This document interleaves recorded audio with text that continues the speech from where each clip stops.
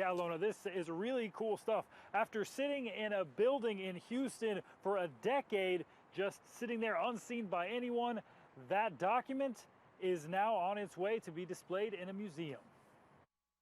Once I found out the information, I started to get a little bit nervous. Michael O'Mara always knew his family had a copy of the Declaration of Independence, but he thought it was nothing special. Growing up around these things, it was just not that big of a deal. The document was part of a few heirlooms passed down that are believed to have belonged to President James Madison, who is O'Mara's fifth great uncle.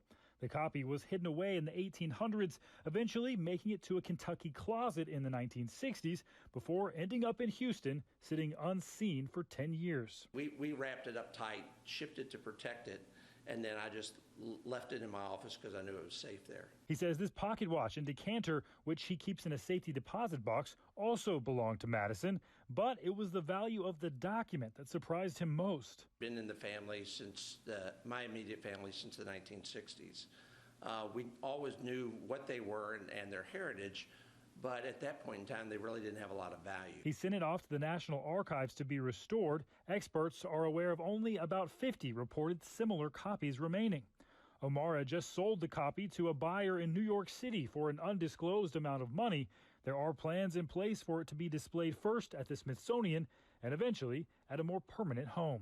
Stephen Romo, 13 Eyewitness News.